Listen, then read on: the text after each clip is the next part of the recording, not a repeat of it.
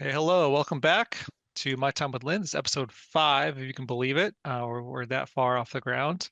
I'm very pleased to introduce George Rogers. Hi, George. Hello. George will be fun because it's a little bit unique story, which we'll get into in just a minute. I want to start with some mailbag items. Our first mailbag, and George can respond to it or not, or we can come back to it later. But three things. First one's from an anonymous. They said, Spencer, do you have any other shirts? And I'll send you a couple. yeah, sure. Yeah, I like yours are nice. Maybe I need a little more of that color in my life. That's cool. Yeah, so I did wear a different shirt today, but hey, why mess with plaid? Why mess with the great things if they work? Next one is this is a long one. It is 2.25 pages, and then we have another small one about a page.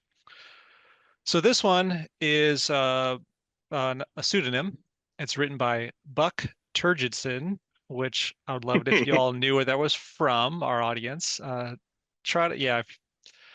little challenge, right? If you don't know where something is from, Buck Turgidson is the name. Instead of looking it up, why don't you ask your friends? That's a little more fun because find someone who Ask your knows it. ask your dad or your grandpa. Yeah, your dad will probably know this one. He should know. Baby boomer they would probably know this. It's from a film, an old film. Anyway, and the article is titled, or the brief little essay is called Testing Loyalty. So I'll read it now. I'll put it up here. Cool. So this is in response to our last episode, episode 4. This is me talking now, with Chance McGee. Hopefully you all got a chance to see it. We got some really good responses to that one. It was very vulnerable and candid from Chance, an old friend of mine, and he brought up some controversial aspects of the organization with respect to this infamous series of images, campaign posters with Obama with a Hitler mustache. And we talked about it in the episode, but these are a couple of responses to this episode and how it was brought up with Mr. McGee. Okay, so testing loyalty by Buck Turgidson. What was the mustache poster about? It was a loyalty test, an intervention designed to erode social trust within the organization by encouraging members to inform on each other's perceived heresies. This tactic reduced autonomy and increased our dependence on the organization for guidance. Those unwilling to comply would be purged. Reflecting on all the campaigns we ran, many shared this unsettling quality. There was often something off about them, elements that made us uncomfortable, aspects that clashed with public expectations, and even our own sense of reasonableness.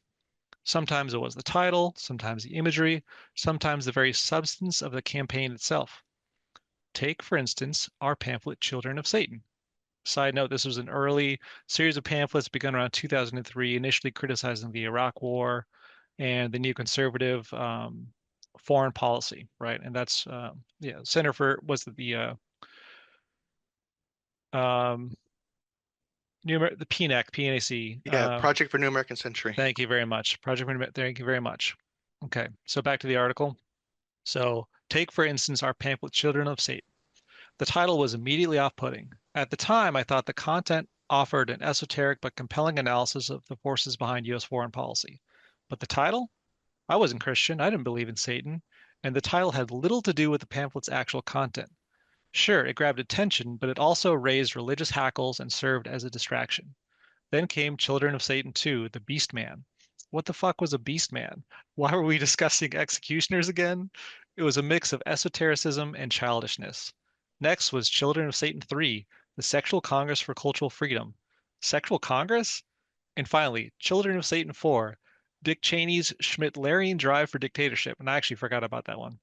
Eventually, these four pamphlets were compiled into a book. While some of the content was thought-provoking, the presentation made me cringe. We kept launching campaigns that emphasized the aspects I found least appealing: sensational covers, provocative slogans, Children of Satan. That's what lingered in people's minds, not the nuanced analysis, the careful historical context, or the foreign policy crisis. We ended up engaging in debates over messaging rather than substance. When we took these pamphlets to the streets, I often found myself justifying our tactics and language instead of discussing our ideas. The challenge, as I saw it, could I give a full-throated defense of both the content and the polemic? If I could, I was a leader. If not, I was blocked. And that's a term we use to say like blocked from creativity or doing the full power of organizing that you do. It's a sort of a jingoistic term we used. This attitude was reinforced by fellow organizers, briefings, and LaRouche. There were other campaigns I found even more cringeworthy, like our attacks on the Moonies. So I'm not even going to talk about it. I wanted nothing to do with them. I didn't see them as important or relevant. It felt like a detour into a cultural gutter. Then there was the campaign against the Soldiers of Satan. We just had to include Satan in the title. This one covered CIA programs on telepathy and telekinesis. Sure, these programs did exist, but they were fringe activities without deep strategic significance. For anyone curious, side note, there's a book and a film called The Men Who Stare at Goats that deals with some of that stuff. George Clooney. It's interesting. John Ronson, the author. The book's better than the movie, of course. Anyway, back to the article. Um, Sure, these programs did exist, but they were fringe activities without deep strategic significance. Organizing around these topics was embarrassing, but we were compelled to do it. Worse yet, we were encouraged to inform on and pressure those who were reluctant to keep everyone in line. Making organizers uncomfortable in this way and encouraging them to monitor their peers for compliance bred low trust. None of us felt we were acting out of genuine conviction. We did it because we were told to and because it was the path to gaining status within the hierarchy. A reliable way to advance was to ensure others were towing the line. This is the kind of totalitarian tactic similar to what Michel Foucault described as the microphysics of power, a decentralized authoritarianism where people police themselves and each other without overt coercion.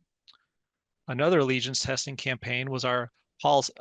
This is the article, Policy for Middle Eastern Peace. It seemed sensible to me at the time, but we were told the most crucial aspect was calling it LaRouche's doctrine. The substance of the policy was secondary. We were told that it couldn't be implemented without LaRouche's name attached. Many of us believed we were there to oppose the Iraq War and advocate for peace. Being told that peace was only attainable if it bore LaRouche's name was deeply troubling. It signaled that ideas weren't the primary concern. Yet none of these campaigns drove me out of the organization. They were tolerable. In their own way, they were challenges, puzzles to test my ability, commitment, and leadership. Those who could best rationalize these campaigns intellectually became the leaders, delivering briefings, recruiting new members, and raising funds. That person held moral authority, avoided hypocrisy, and self-actualized. But the Obama mustache campaign was different. It struck a nerve with the general public, actually several nerves. Racism, Nazism, anti-progress, anti-democracy, anti-liberalism. It evoked a return to past horrors. Bush-era republicanism, the Iraq War. People were incensed, truly angry. They confronted our organizers, destroyed our tables, pamphlets, and books.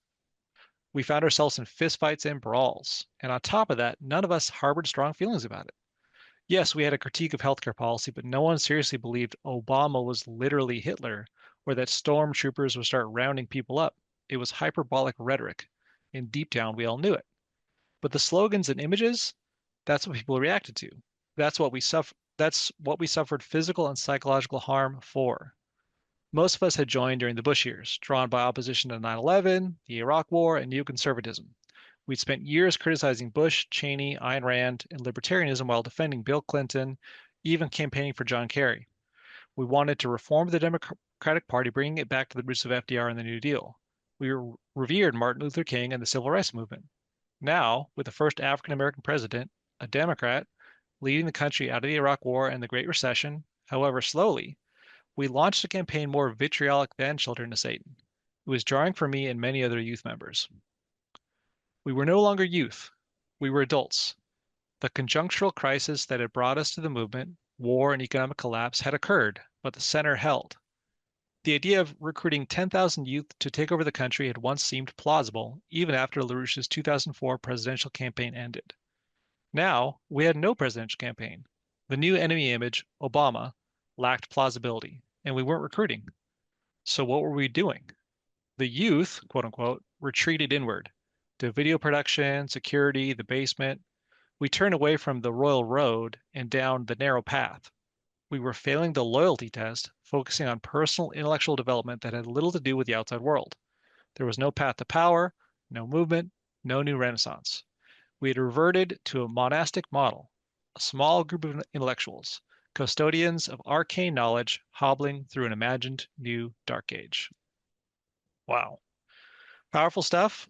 Again, those aren't my words. That's the words of Buck Turgidson, anonymous contribution from someone that I worked with for many, many years. And we were able to maintain our friendship. And I got one more short one, and then George, I promise we'll get to you. No, no Uh, rush. all right, it's good. It's just good. It's good background for sure. And it's Yeah, I want to let people know that we're definitely will include their contributions. Uh, it's a good time period too, because that's exactly when I was in there. great. I joined before Satan and 3 dropped, and I don't remember number 4 myself. I I did do not. remember calling him the Beast Man. I do remember the book. I kind of recall number 4 not being in the book. I thought it was just the first three. I don't know. I thought so Um, too. I really? forgot. I forgot four until I read this article that I just Yeah. read. Um, Um, maybe it just wasn't a big pamphlet we put out. Maybe the numbers weren't as big, but it's a good maybe. time period, basically. Like that's when I was in there. Awesome. So Okay, it's good. good to jump off that. Awesome. So we'll read one more real quick, and then so this is a response as well. This is from David Dixon, friend of the show, old friend David, brilliant guy, s super thoughtful guy. I don't think you'll find much more thoughtful people in the movement, Nope. and just You, a great no. dude. Great dude. So very happy to have his contributions. So first he quotes something Chance said in this last episode, episode 4, and then he goes on from there. So the quote is, this is Chance. And that's not to say that those people who didn't want to do it, like secretly agreed with, the healthcare policy or whatever we were going against, because obviously we had good reason to criticize it. We obviously did.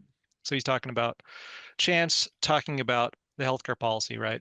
And some of the ways the members responded as well. So then this is David.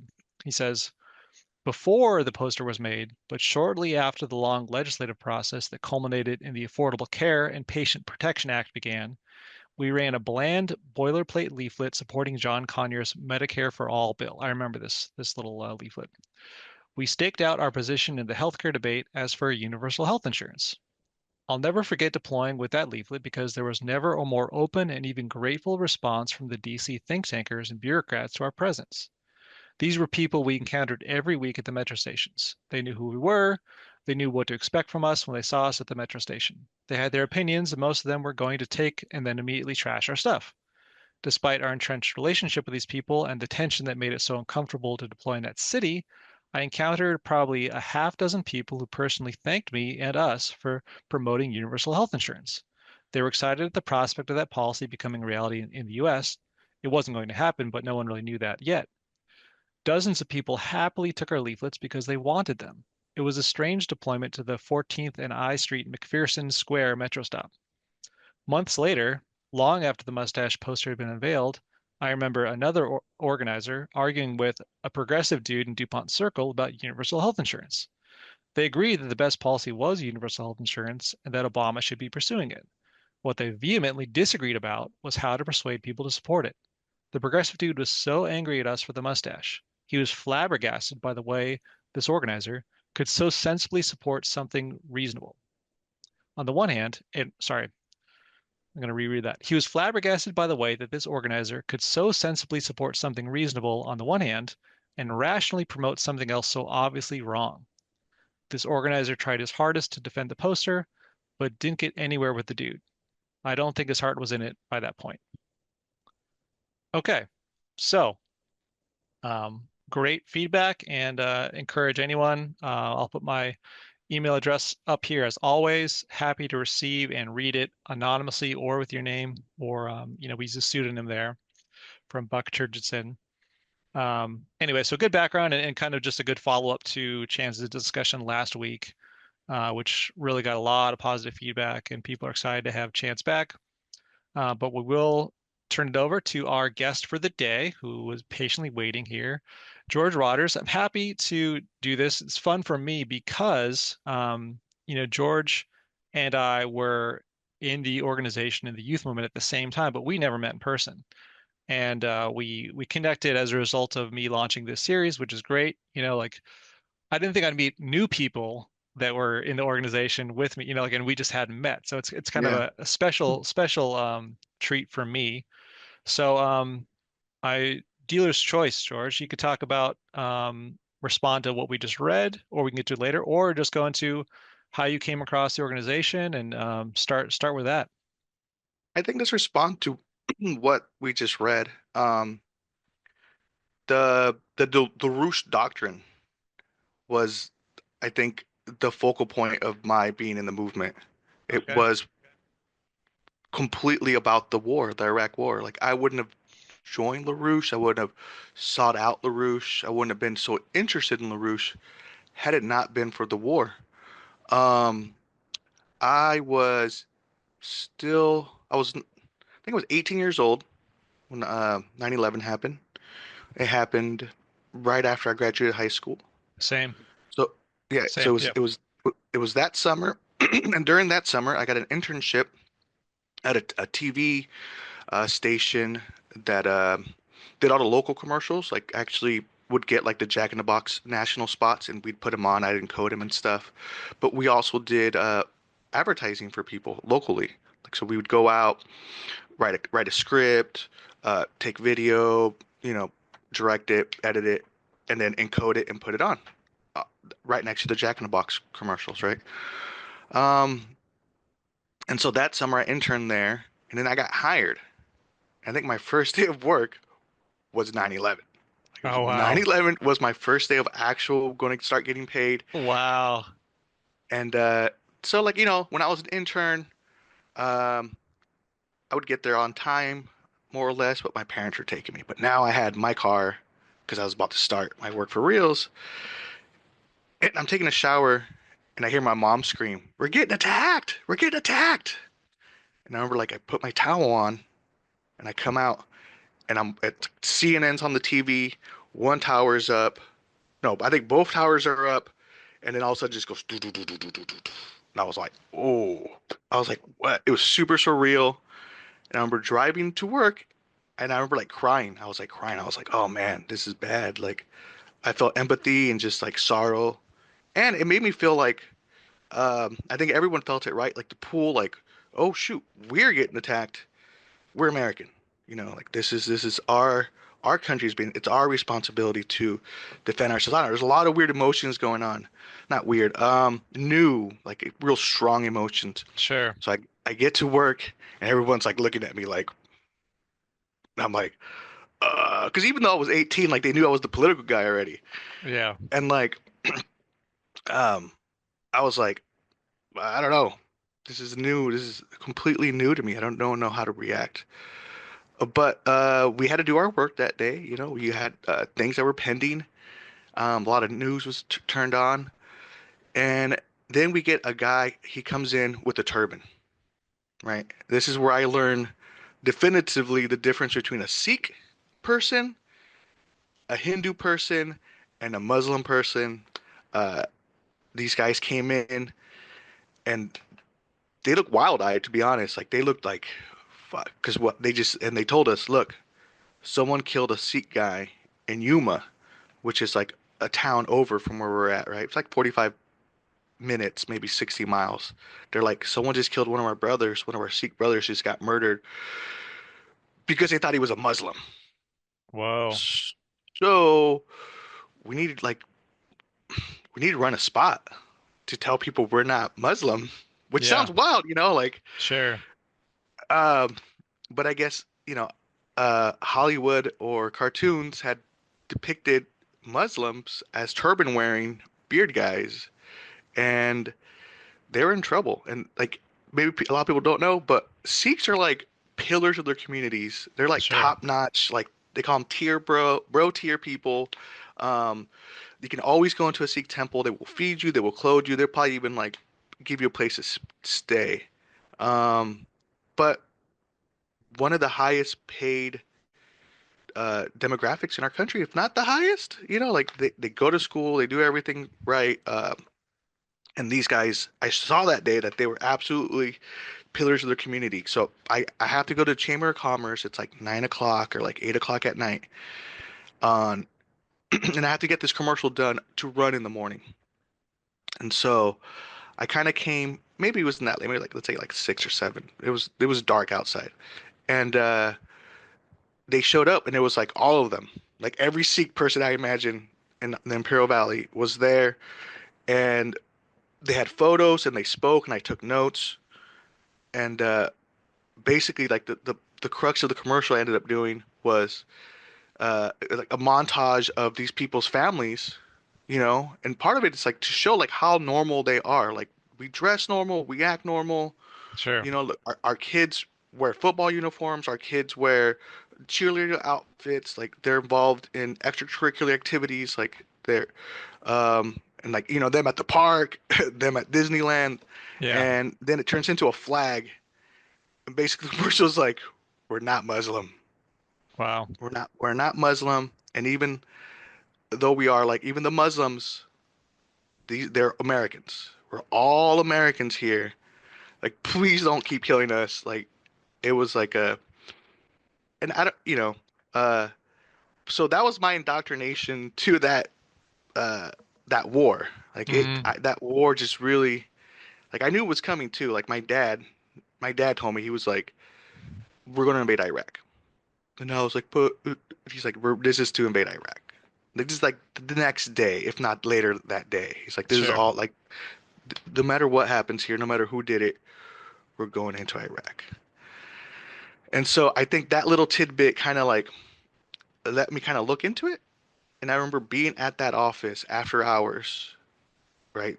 My friends they came over, they're playing Halo on our like video production software, Halo 1.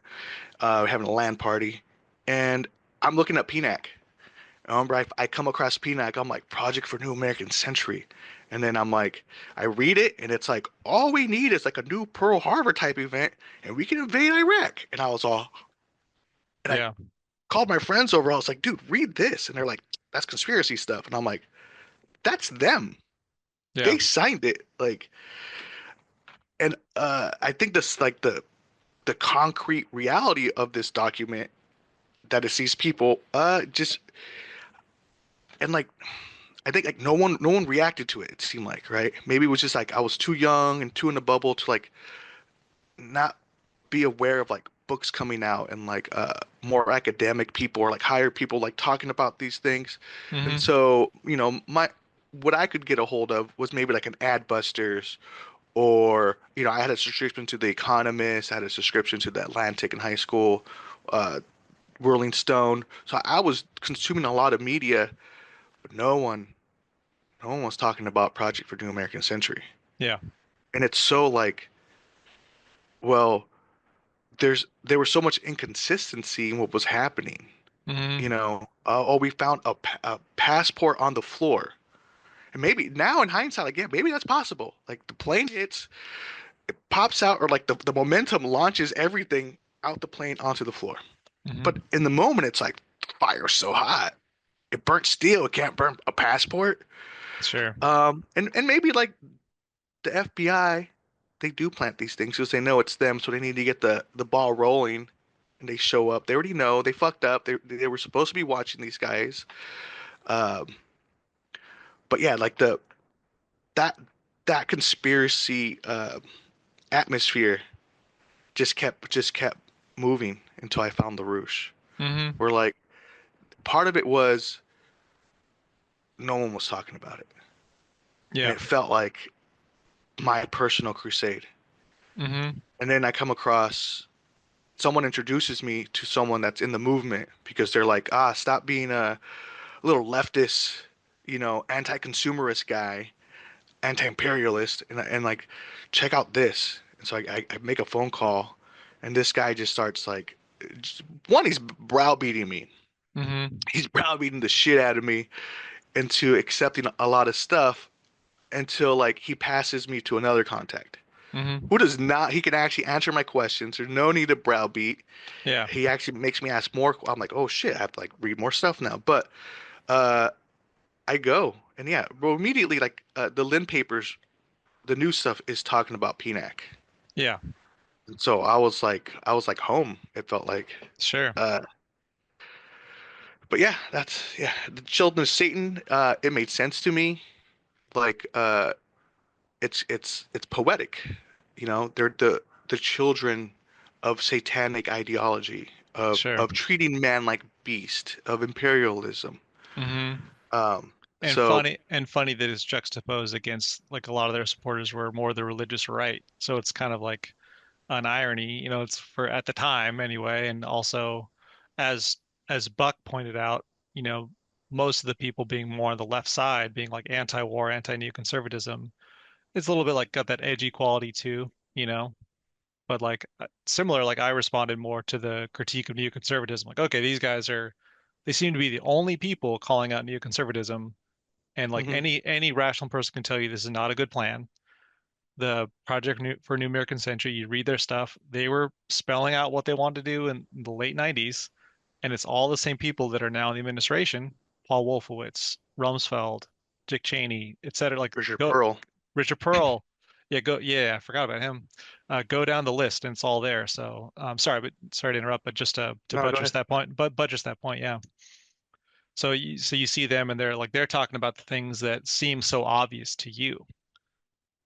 Yeah, yeah, and then l- leftists weren't tackling, and when I say leftists, I'll be like Democracy Now, Noam Chomsky, what I thought was the left at the time, maybe Sure. like Mother Jones. Howard Zinn. Yeah, Yeah, yeah. sure. Hmm. They there was no fight in them, you know? There's no fight. There's no fight. It was all critique. It was all like, ah, that's dumb. Obviously, that's imperialism. That's consumerism, you know? Don't get duped by commercials. But Well, Lynn was like, let's fight. And I was like, part let's of it fight. too, to add to that point, part of it was like it's hard for people that weren't alive during that time, and I think we're probably really close in age because I graduated high school in 2001, so just starting my first term in college when it happened. But it's hard to recreate like how monolithic a lot of the media was in terms of just supporting whatever happens. Like the administration had a blank check to do whatever. It's like, well, look, they attacked us. We're just going to give them the solid, trust them, and like at a certain point, that's fine. Like within a certain realm of reason, sure. But like looking back with what we know now, and like our mindset then, right? So for that to be the cultural sort of framework where everyone's like, no, no, we're supporting these wars, whatever, Afghanistan, then Iraq. But then for those of us more on the left at that time, and we see the rest of the sort of mainstream left not doing anything, not really critiquing, and they're going along with it because they don't want to, they can't handle the backlash of speaking up, right? So for us, for people like you and me, and not to put words in your mouth, but like for us to see a movement that was not only saying the right things, but also like doing it boldly, you're like, all right, yeah, these guys seem legit, like we're on the same Mhm. page with this stuff, at least with neoconservatism, right? Anyway, so just to buttress it, Yeah. Yeah. Even like the more moderate left or Democratic media, they were just outright going along with the war, sure. which in hindsight, like, I get it. Like, you have to. Um, Mm, um, oops, sorry. Um, it wasn't well because the reality that they're presenting is the same one that the neocons are presenting and the Republicans are seeing. That there's terrorists that hate our freedom and they're attacking us. And there was no alternative history being presented, and Lynn was laying that out. This history of how the neocons came to be, and takes hmm. it back to Trotskyism. You know, the Sure. perpetual. Oh, like I know Trotsky, like that's perpetual revolution. Hmm. And you're like, oh, these guys are going to use this war to have a revolution in our country and take over it. This is kind of what LaRouche was painting, that it was a coup. It was a fascist coup, you know. Hmm. As one of the artists in the movement, I was making these Nazi posters where I would put the faces of the neocons on Nazi figures or Sure. Italian fascist. Hmm. And we'd go out in the streets, and that was what we were being told. These ex, not ex Trotskyists, but they're like disguised. They're not real conservatives. Sure. They're actually like the real leftists, and I think that's, uh, yeah, they're the real leftists. We're the real. I don't know. I don't know. I get Sure. confused with this word sometimes, I especially know. with the way it works in the movement. Um, I know like the French stuff, like it's left, right, monarchists are the right, the Republicans that want change to change status quo are on the left. But Sure. within this framework of the Lin world, the Trotskyists were part of like a communist conspiracy. Somehow the Christian right gets sucked into this communist conspiracy. Um, Sure. but Or yeah. like the movement that had its roots in communism and then on at least on one level to like reject part of it with this idea of like, no, we're actually revolutionary and we want to use these pretexts to the left critique at the time was to adopt a more imperialistic stance with global power, right? To invade these countries, Hmm. to fight them militarily, which, 20 years later, not a lot to show for it. Seems to be the wrong call. I mean, that's debatable for sure, but Yeah. many of us at the time said this is not a good idea. This is not a good use of our foreign power. Um, so yeah, I'll just leave it at that, I guess. But Yeah. Yeah, but yeah, this world of neocons, neoconservatives, which they called themselves the Vulcans, right, from Star Trek, and to me that made them scarier. It made them real scary. Like, man, these guys are just calculating. So it's all market driven, and wow, well, it wouldn't if we don't go into Iraq. It's they're gonna this 'cause they're not part of the markets. We want them to be part of our markets. Uh, and I get Saddam was doing bad stuff, right? But then because LaRouche is laying out this history, you're like, aha, but Saddam was put in by the CIA. sure, And so it's like LaRouche painted the picture that this was all manufactured. yeah, It was synthetic asymmetrical warfare that the CIA and the Pentagon and the men at Stare Goats, like there's this whole satanic cabal of like Michael Aquino and I forgot the about him. mind war. Man, I think about him every day. Michael Aquino. He won the mind war on me, dude. Uh, it was real. Like it's like because it is real. Like those people are real. Yeah, The events are real. The narrative, I think, was where LaRouche and the movement twisted things around.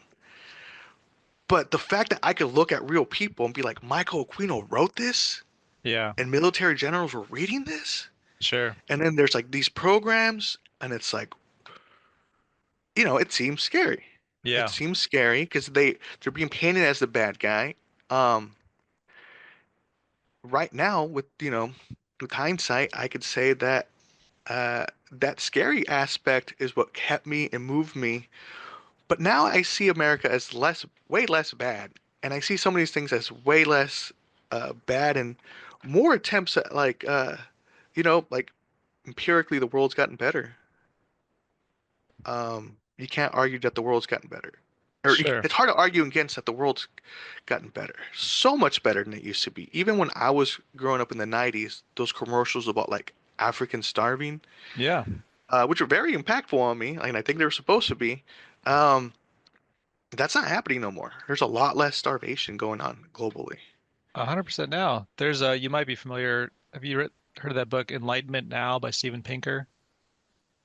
Mm-mm. It's because you're right. There's a lot of despair in the narrative, sort of media narrative today about how bad things are. But like this book, Enlightenment Now, is just a useful resource because it goes through just like how many things are going well and getting better around the world. I mean, like infant mortality, access to food, living standard, disease rate. Like he goes just, it's like, it's an And it's like, overwhelming "Ooh." narrative of how many things are going well and in a good direction. Obviously, there's Yeah, still problems, right? Not to say that it's utopia, you wouldn't even want that, but yeah, I agree with you on that. Funny story, just since I hadn't thought about this in a while. I was deployed, which means I'm out in the field organizing people for our audience, and I was at Westlake Center in Seattle, which is like our bread and butter downtown deployment. and I think we still had Children of Satan 1, or like um I still had a copy anyway. And this guy is like, I'm just standing kind of off to myself a little bit down from our base table, right? People seen those, Steven Crowder pictures of Steven Crowder at the table, the coffee table, or the book table. That's we did that. Not that we started that, but we were definitely known for doing that for several decades. That was the Um, attitude we had. Like we had that smug, like we were the smug, yeah, like go ahead, liberal, come debate me. Hey, conservative, come debate me too. sure, Everyone come debate me. I win everybody. I beat everybody. yeah. So I'm off by myself, and this guy's kind of like hovering around me, and I don't like. He doesn't seem like he wants to talk, but he said, like, he wanted me to show him what the pamphlet was, and I showed him his Children of Satan 1. And he's like, "Oh, I think I'm in that." I'm like, "Oh yeah, what's your name?" And he said, "Bill Ludi," who's like, he was like Undersecretary of Defense or something. I'm like, "All right, your policy sucks." And like he just got really defensive and like and left. But it was a funny little interaction. So That's yeah, wild. he didn't want to debate. He just wanted to show off or something. But I mean, he read it though. he That's knew curious. he at least knew he was in it, which he was. That's true. I didn't even recognize his name at the time, but like sure, whatever, man. He I don't policy recognize his sucks. name now. Yeah. Yeah, okay. So that was, and I think your story is a lot of people's story in the movement that and as Buck was pointing out in the article, um, joined because of opposition to foreign policy, because that was just the big debate. That's what everyone was talking about in the media for years and years, because it had been a while since we've been in like a full scale, like where our army is deployed to these other countries, right? My friends in high school, and they weren't good friends, but the people I knew that were, they all had planned, senior year to go into the military. Now all of a sudden, right, we know that almost all of them are going to be out in the Middle East, um, Hmm. fighting for this conflict, right? So there's more buy-in for people, I think, in our generation for on a lot of those aspects to it. Yeah. Okay, so that's what got you in, and that what years was that? I first joined for a few months in like 2003. Okay, And then my parents came and got me, and they're like, "Nope." Like after okay, like 3 months of being there, I had like a summer fling, and then I came back like about a year later. okay, So like 2000, like the middle of 2004, and then I left the very beginning of 2000. I want to say the end of 2007. So like the 2008 campaign, I was out of the movement. okay, okay. And you were all in LA like the whole time. Yeah, they wouldn't let Yeah. me. I was a troublemaker. They would not let me go anywhere. I got in so much trouble. Why did he get Um, in trouble, you think? Or what well, was the friction? I'll put it the way Harley put it. He he was like, all the operations against us gravitate towards you, and then you get him in trouble. So we kept having these people that were like not.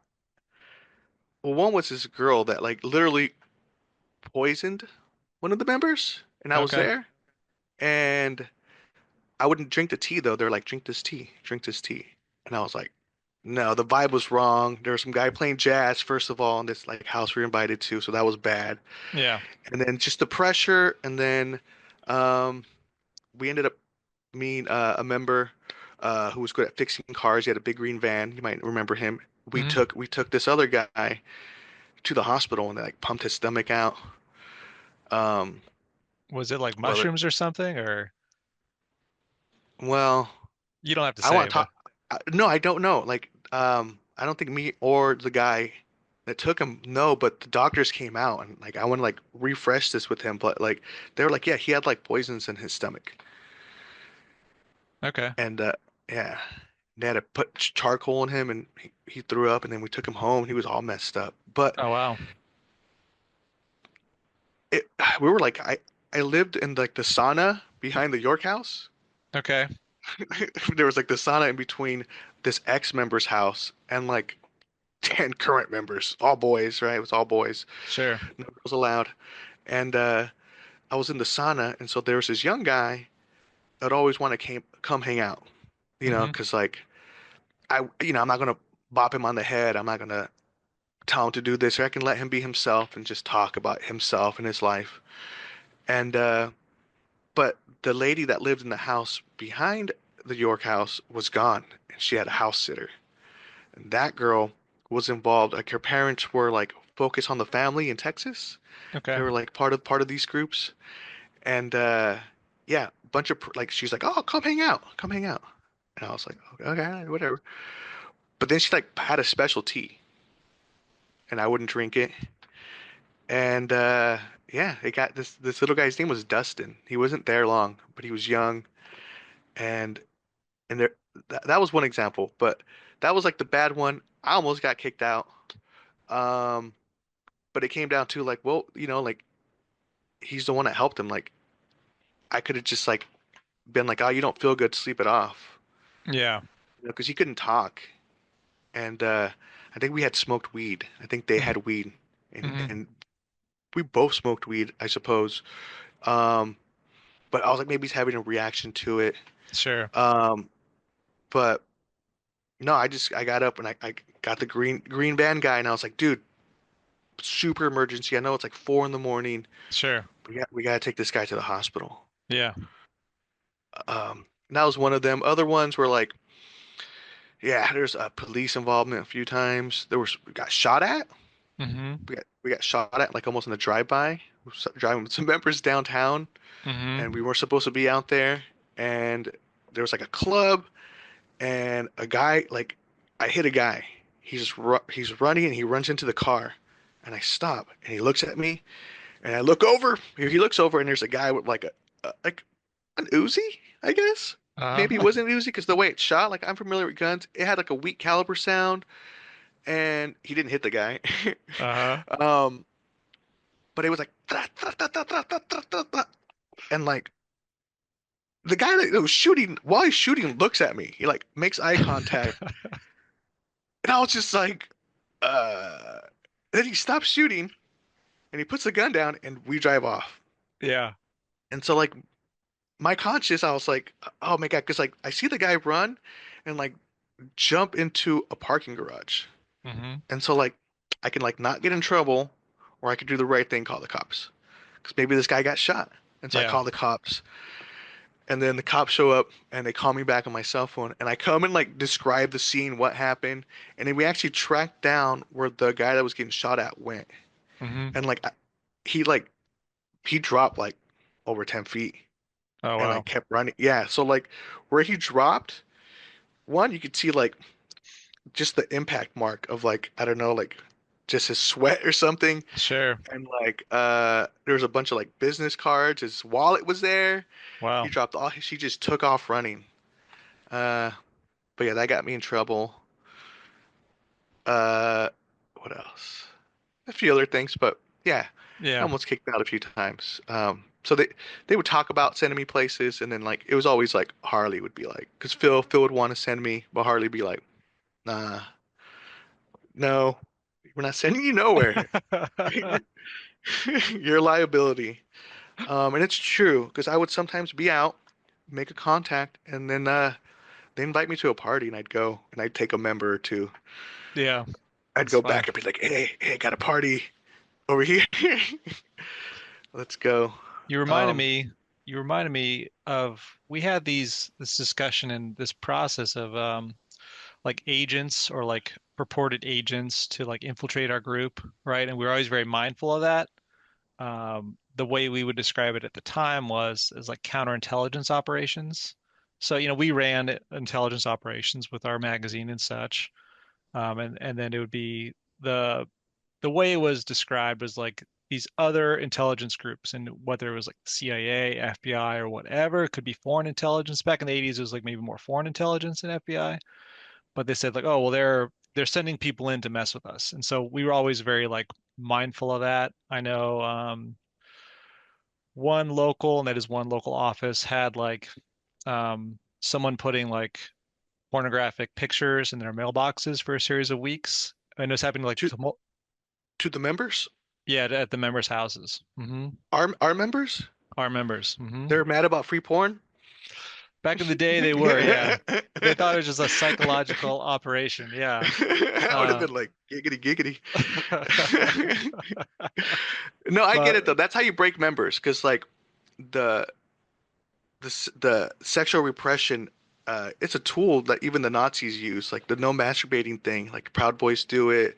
I think certain communist sects do it. Like it's a tack. It does something okay, to the brain, I suppose. sure, So maybe that little, that was a way to try to help people get out. sure. Yeah, that was just one thing. There was another dude who was sent into one of the offices to like almost accidentally burn down a couple houses like several times. Um, which obviously would have been a big deal Oh, because we were like renting yeah, houses. So like if you yeah, yeah, yeah. burn down a house, You pay another for it, dude, maybe. I don't know, but it wouldn't be good because I mean, as you sort of alluded to, we were often stuffing people in these houses well beyond what our At rent. least 14 people in the York house, and most of Yeah, them were upstairs for some reason. The smallest part of the house had the most members. yeah. Oh yeah, I lived in a garage a couple times. Yeah, it's all the way we lived like in housing is like a story in itself. It's so funny. I mean, Yeah. there's a lot of good times too, like you get a lot of young people in the house together. You're creative, at least on paper, or trying to be creative and stay up singing music Great or conversations, yeah. yeah. But there's another dude, he's cousins of a famous person, really famous during that time, but he was sent in and like he had his issues, like a lot of young people at that time had issues as they do today. But he was just kind of a disruptive person. And then like we found out that like, oh, some military psychologist had suggested our organization, which we thought was weird. It's like, how could someone know about us and support? Like, oh, he must be an agent now. And so like we use that deductively to say, oh, this person therefore was an Mhm. agent. And that's sort of that Chance and I were talking about it. But that whole thing, like once you leave the organization, they have all those they go through your record, in their head at least retroactively to say, oh yes, well we knew like here's this red flag, red flag, red flag. They build a case, Yeah, they build a case of you afterwards to say, oh yes, this guy was really a piece of shit. Um, they build that case after the fact. So, but yeah. just that whole fun thing about agents coming in. There was other ones too. Um, yeah, yeah. Anyway, Well, it's definitely true, because I bet the ADL sent people to the LaRouche org, because the ADL, there's a book that came out recently. Um, some guy got access to the archives, the ADL archives, and they found out that the ADL had infiltrated the John Birch Society okay, in like I'm guessing like the 60s, and they did a good job. They didn't get caught. They didn't get caught, and they, I don't know. But the John Birch Society was just like, it's like a bunch of Ned Flanders, so you're not gonna like find dirt on them. sure. There is at higher levels some of the rich people involved. They're shady guys for sure. They're like super shady. They like corruption. They seem to gravitate towards like kind of like Lynn. A lot of like Lynn type personalities where like they gravitate towards uh third world country dictators. They seem to have this affinity for these people, and I think it might be the power.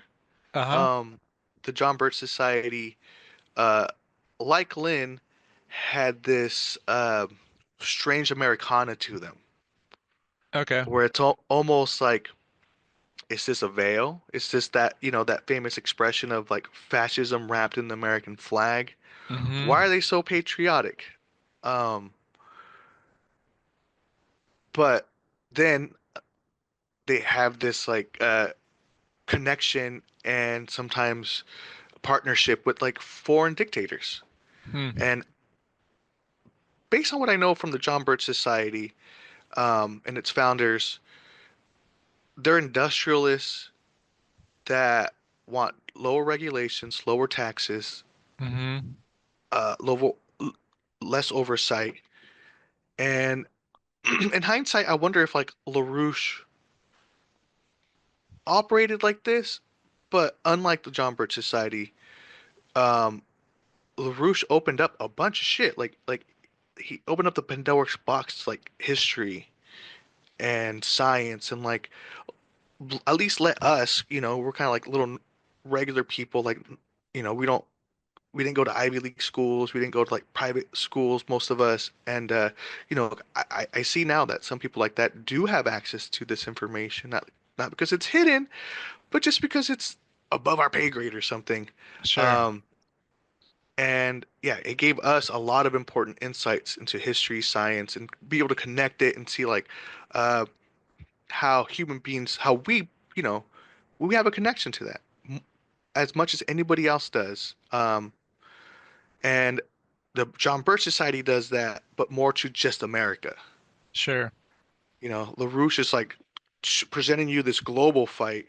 The John Birch Society is presenting you this American fight. Sure. Um, but that scope that LaRouche it gives, I think it's why, you know, most people don't call it a cult. They want to be like cult-like Uh-huh. because it's so strange. It's not there's not a pure top-down control from Lim. He like invites people in. There's other figures. There's other Hmm. personalities involved. And the John Birch Society didn't really have that. It was all Robert Welch. It was Okay. all Robert Welch for a long time. And then when one of the Koch brothers decided to create the libertarian movement, he said, I want to do the John Birch Society without Robert Welch, without the cult leader. Sure. Um, I think we become more a political party than a cult. Yeah. Some people have said that maybe it's more, and that's a maybe interesting discussion for some guests at some point, because I think there are aspects of it that were cult-like and aspects of it that were almost anti-cult-like in terms of the intellectual development and such, even though that was guided on a certain path. Yeah, up for debate. But another friend who I know you know has suggested it's more like the communist movement. And I forget exactly when he pinpointed it, but reading that book, Witness by Whitaker Chambers, there's a lot of similarities for sure. And Mm. it's much more like a communist party faction than anything Hmm. else. And it does make sense if you look back at the early beginnings of the organization from the Students for Democratic Society in the late 60s, from the LaRouche was a Marxist for 17 years. sure. A Yeah, Trotskyist, I should say. He was a Trotskyist, like a on paper Trotskyist for 17 years, member of the Trotsky Party. sure. Or maybe not Yeah, 17 years, but almost like something like that. sure. Like from 48 to 54 or something, at least was one part of it.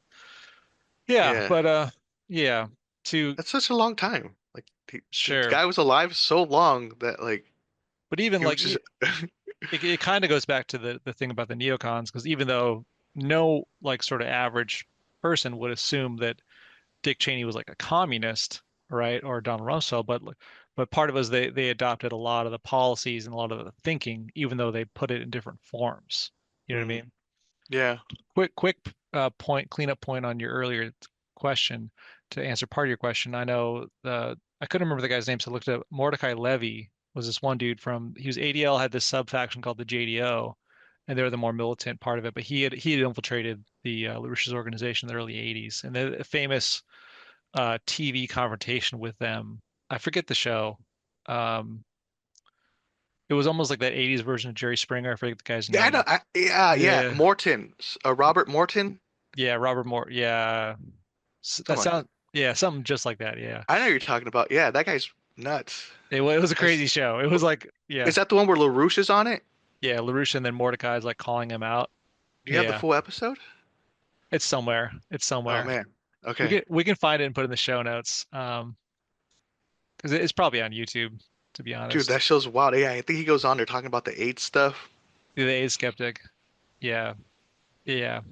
I don't know if I really want to display it again, but like, because it's such a minor point, people can look it up. I guess if people can look it up, maybe I'll put a reference in the notes. So Just, he said a guy from the AD gal, Mordecai, infiltrated LaRouche organization. yeah. Hmm. Wow. I knew it. See, I knew it. Morton Downey Jr. show. That's what they were doing. And it makes sense. Like you know, Yeah. LaRouche pushes he had some allies, especially at that time with anti-Semites. Same thing with like the John Birch Society, who interesting.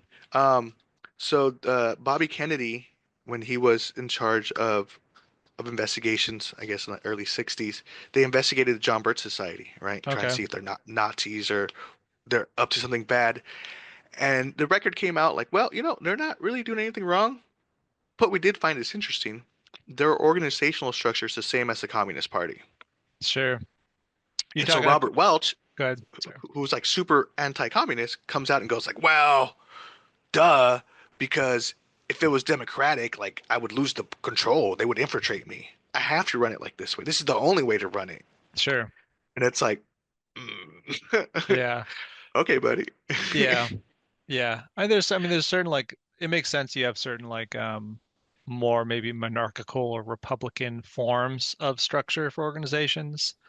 And ADL, I mean, yeah, if someone supports you and like they have weird views, like that to me isn't like a huge deal because people have all kinds of crazy ideas. And I think just to clarify too, you were talking about Robert Kennedy Sr. when he was Attorney General, I imagine. Right. Yes. Yeah. Yeah, Okay. yeah, yeah, yeah. Yeah. Yeah.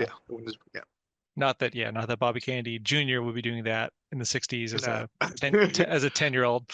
Um, But I could talk about why I left. And I have a fun anecdote about the mustache. okay. So I had just left the movement, been maybe like a year or so, and I went back to advertising. I got a job in advertising, and I got to be a journalist, slash reporter in the Imperial Valley through an advertising agency that started online video news service. It was kind of like AP. Hmm. I would make my own stories, write my own copy, do my own interviews. Mostly was fluff, local events, which was great. The taco cook-off, the chili Sure. cook-off, and because I was working with the advertising agency, I had done the flyers and the logos for these events that I didn't get to go cover. So like I'm feeling really good, Yeah. you know. And then I'm watching the news one day, and I literally go, "It's Nick Walsh. Nick Walsh is on CNN." I mean, you can get his name out. Yeah, Yeah. this guy, he's on CNN with the mustache.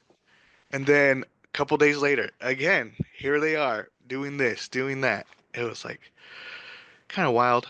Um, because before I joined, we never heard of LaRouche. Yeah. Never heard of LaRouche. Um, but then afterwards, he just started like I would notice him Hmm. in the news. But the reason I left was I found this nasty little article in one of the 80s magazines. I forget, but the name of the article, I think it was a Drug on Wars. It was the Drug on Wars uh, short run magazine. The war on drugs. Yeah, Hmm. and there was an article called the Playboy Files. And so I was Okay. like, but then he just like, I mean, I know it's the 80s, but he just calls homosexuality a disease. Uh-huh.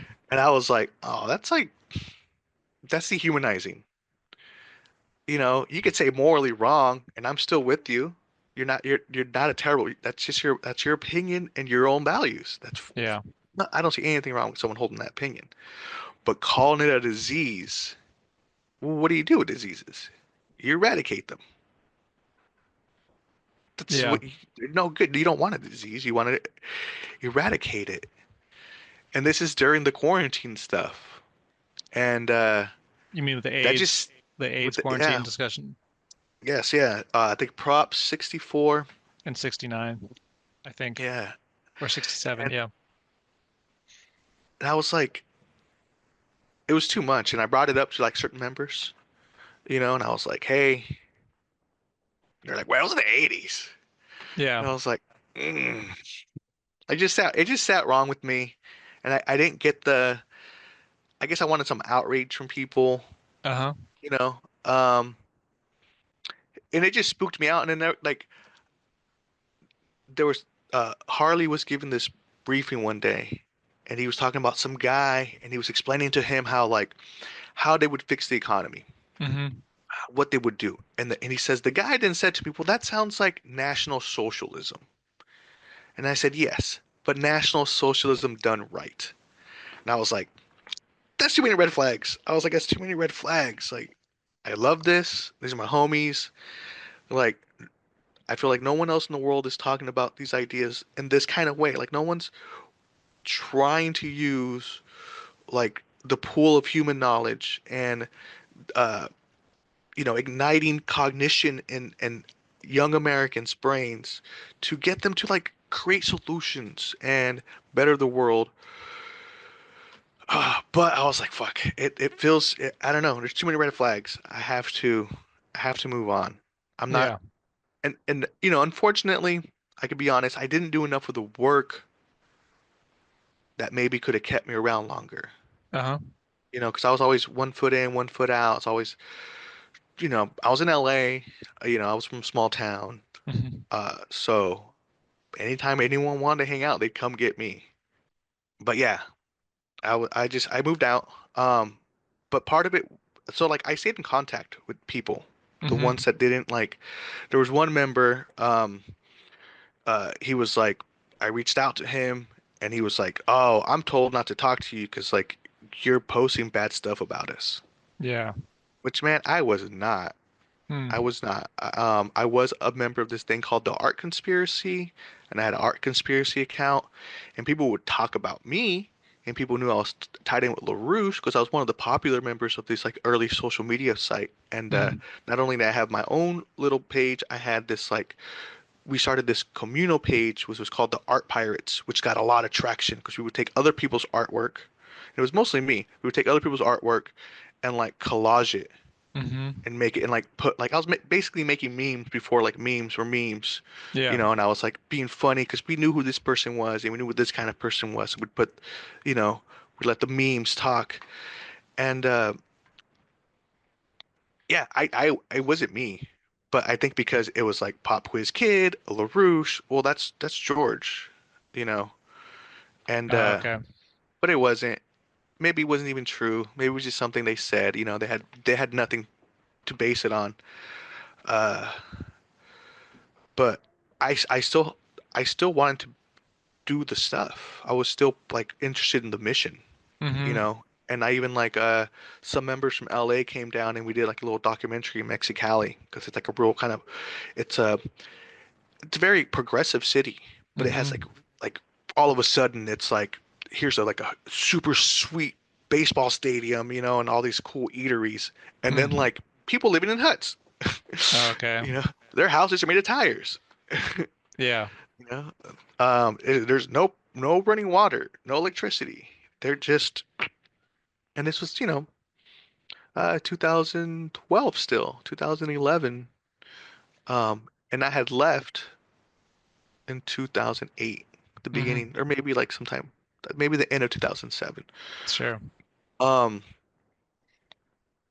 so yeah, I st still gravitating towards them as people, and super mission oriented. Like, yeah, I would go to bars and like I was still organizing people, talking about Benjamin Franklin. Like people knew me in my town as the guy that's talking about Benjamin Franklin. Yeah. Yeah. That's fun. And then one guy, um, he started tagging, or he started doing like those stencil artworks Mhm. of like Benjamin Franklin, and he said it was because of me. Or Oh, someone well. told me, like they're like, oh, because of that guy, and I got interested. I read his biography, and like it got me interested. Um, but yeah, I left because of like just like this burning like I don't know. I felt like it wasn't good for me. I wasn't doing real good in there. So I Yeah. guess that's why I said like if I would have been doing the work, I probably could have stayed. But like I felt like I was just like uh spiraling out of control. Okay. Okay. Maybe it didn't match up with like your view of yourself long term, and maybe you're just like doing things because like you think you should do them or something like that, maybe, or more complex. Yeah, I think part of it like the dissonance of am I in a Nazi organization? Oh, because Like that comment about National Socialism. yeah, I couldn't shake it. And then yeah, I just wasn't doing the work. Uh would I just like the politics. I came in all about the politics, Yeah. you know. And so the intellectual work in terms of like the math, I didn't have interest in it. Okay. The singing, like I like it, I get it, Sure.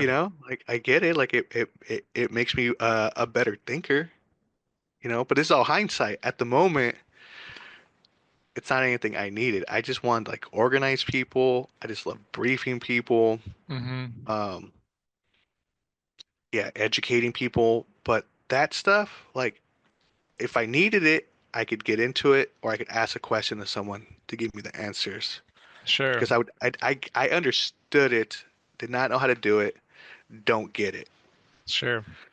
So maybe yeah, like I think that's interesting because maybe like because I started out much more on the political side, like the neoconservatism, opposition and such. But then I got like more into the ideas. So maybe like um, you know, you not going into that realm could have been like, you wouldn't see some of the because some people came in like on politics or whatever inspired them. There's 1,000 reasons why someone was inspired to join what we did. Um, but like maybe that was able to carry them farther into it, right? But then like their reasons for leaving can often be more on the ideas or maybe on the organizational difficulties, like Mhm. the structural issues, um, or the ideas themselves. Maybe they thought they were hypocrisies or something. But it kind of makes sense, like if the red flags to you are much more on the political side of things, right? Yeah, The 80s, the homophobia, right? Which in their defense, things were very different in the 80s. Like, yeah, we were growing up and that wasn't our time. Like our generation no. helped foster a much more tolerant sphere. At the same time, I forget his name. Matthew Shepard, right? Matthew Shepard was kind of when we were in high school, Hmm. famous homosexual young man who was brutally beaten to death, right? This is like, I mean, I forget, it's somewhere in the Plain States or something, somewhere like in the center of the US, I think. Hmm. But that was still the 90s, right? Like that stuff still happened, So I'm not just trying to give the context for maybe Yeah, some of our younger audience who like, yes, no, we did say like we had the leaflet about Kissinger's, I think it was called Kissinger's the faggot, right? Which is the faggotry the of Henry faggotry of Kissinger. there you go, the faggotry of Henry Kissinger, right? Which is like obviously to modern ears hyper-inflammatory, right? And this is Yeah. well before our time, but like there's a certain irony there. There's a certain point. Like so, like you look back on those things and cringe, and yeah, I forget. No, See, but society in at large was calling homosexuals a disease. Like even in like the like you can watch 50s videos and 60s videos, and it's like sure. National Geographic, and they're like the diseased homosexual. Um, I was having a discussion with my friend today about a prominent U.S. political figure who happens to be a homosexual guy, and my friend was like, basically saying like I don't part of like why I don't like him is because he's gay. That's like he's an intelligent friend of mine. Like, but that's still like I'm not trying to defend anything. I'm just yeah. trying to say like it's more complex than just everyone's accepted now. I think like the more tolerant thing is acceptance, but there's a lot of nuance to it. Even with we mentioned it, but it's might be interesting to our audience that is less aware the AIDS fight and the propositions in California because that's did you ever see that movie Dallas Buyers Club? No. With So Matthew McConaughey. so our organizers are in it briefly on TV. Funny, it's funny I'm telling this to you. Oh, I Yeah. think yeah. So it's a little scene. So, and I wasn't around for this. This is like my post hoc understanding of it. But obviously, AIDS was a new crisis coming on the scene, right? No one really knew what it was. And my understanding of what the LaRouche organization's stance on it at the time was, okay, this is a disease that's affecting human beings. Doesn't matter, whatever, that it's a gay disease, so called, right? The Hmm. media narrative at the time. Um, and my understanding of the stance was that we wanted to have the CDC place AIDS and HIV, I think, as well, on the list of communicable diseases, right? That way, and this is funny having this discussion post COVID, but that way they would be eligible for treatment under federal law. They'd be eligible for quarantine because part of it was like, look, we don't know what's going on, just like separate them until we get some sense because we didn't know how it was spreading and such. So the more of the liberal side of things, like Hollywood and the liberal media at the time, that the part of the media that was liberal, really came at and attacked us, saying, "Oh, you guys hate AIDS. You guys hate gays. Excuse me. You guys hate gays, and you want to lock up gays in concentration camps." And Hmm. and the things I went back and read is like nothing of the sort. It was more like we're just trying to save human beings. At the Yeah, same time, we did have those anti-gay comments, 70s and 80s, right? So it's a mixed bag. yeah, But yeah. But it's you see, still someone trying to help them though. Like just empirically, you look at the policies and the objective. It was to help them. Let's isolate them so it doesn't spread, hmm and let's work on them and let's get them the treatment. Let's figure out what it is.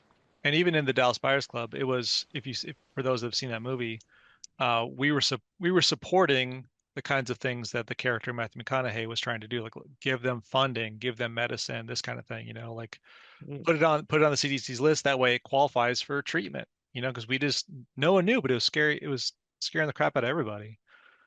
It was like COVID, but like over a much longer period than just a few months. It was like Yeah. people are getting these crazy disease and they're dying, and why are they dying?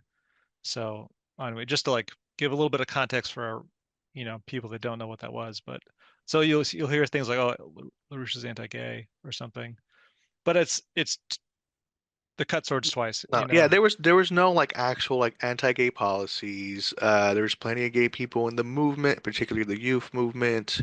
Yeah, Uh, Racially diverse, religiously diverse. Uh, yeah, I yeah, and I would say the reason I was so shocked, and I guess not shocked, but like the reason it hurt to read that bite, because as a political guy, he was my guy.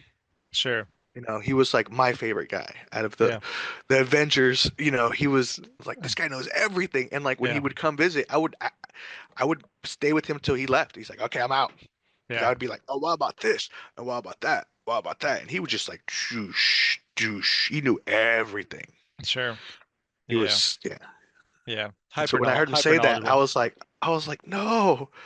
I was like, oh no. yeah, Yeah. I yeah, felt betrayed, I guess, or deceived. I felt deceived. I felt deceived. All of a sudden, I felt like, oh no, you sure, know. But at the same time, I recognize that, like, well, the magazine's here. They're not hiding it. hmm And, I got the response of, like, yeah, that's not, it was the 80s, dude. and to their credit as well, I think especially when we started having those candidates, right? The candidate slate, like after Rachel Brown's candidacy, then we had I think it was like six people running for office after that, and you good. Um, they so they became like certain spokespeople for the policy, right? Because they're running our slate of candidacies around the country. And they were much more vocal in terms of support for same-sex marriage and things like that. So it was, they did, to their credit, adjust and have a more tolerant policy, right? So for what it's worth, just yeah, like I would have never worked for an organization that was like anti-gay or like that was like siphoning off people like, oh no, you guys are over here, you don't deserve equal whatever. So Yeah, it was yeah, a humanist policy, like, yeah, fixing the culture, fix these issues. sure, And plus we were going after the fundamentalists who were the anti-gay people. sure. Hmm We were like, these guys are wolves in sheep clothing. They're not what you think they are. They're not the Christians. We're the real Christians because one, we're studying Christianity, plus we're trying to apply its principles. We have the Sure. science of Christian economy. Sure. Yeah. Yeah. Classic book for sure. It felt like, yeah. And then plus, yeah, there was no hate. There was no hate towards not even like towards other countries. Like we weren't made to hate Iraq or America. Hmm Maybe the British. I guess we hated the British, but we didn't hate the people. We didn't hate England. We didn't Sure. hate Ireland or Scotland. We hated the empire, the Yeah. history of it, the monarchy, and like the market, manipulators and stuff like that. The system of financial imperialism that came from London. Yeah, for sure. Not we always made it a point to say it's not we don't hate the British people. We just hate this system Hmm. of perceived imperialism kind of thing. That was the argument for sure. Yeah. Okay. Well, yeah, I appreciate the input, man. I wondered if you have any closing thoughts. I'll welcome you to say that. Closing thoughts. Well, I definitely want to finish. the Dennis King book. It's this book where like I start reading it and it just like my brain starts firing in all kinds of directions. Sure. It's so exciting. I read a lot of books. There's a book that came out called The CIA and the Brainwashers. Okay. It's about the LaRouche movement. You Hmm. haven't, it's super sick. It's so good. Um, it's called like the Deserters. Yeah, the CIA, the Brainwashers, and the Deserters, something like that. I have it. I don't know. Don't remember the name. Okay. Um, but it goes through real cool details, inside details about the org and like LaRouche's breakdown. Hmm. Like this dude loses it after his girl sleeps with the British guy.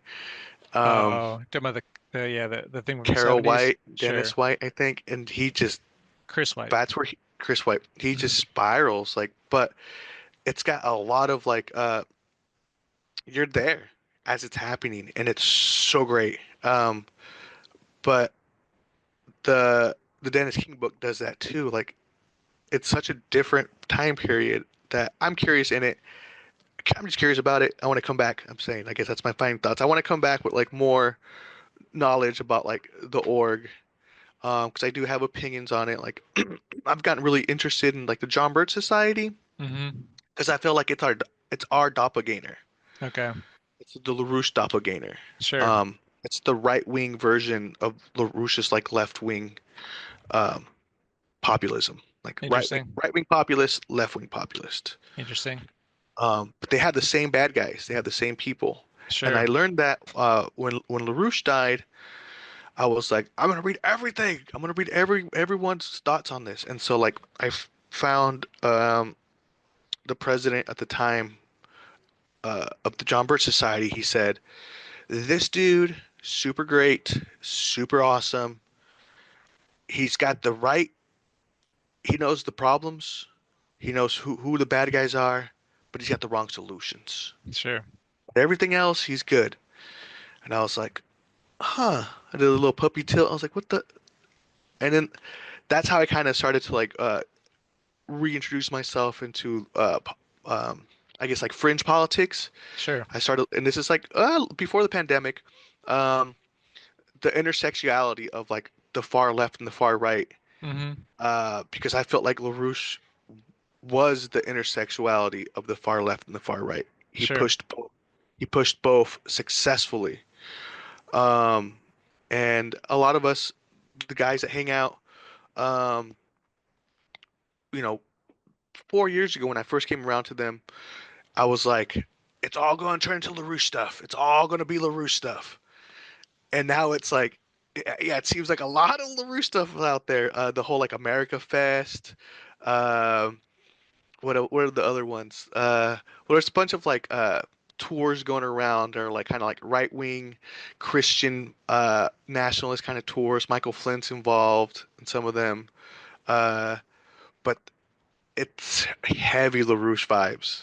They Okay. don't do it as good because it's not as thorough, and it's more like it's more grifty. You know, they're selling you a lot more shit.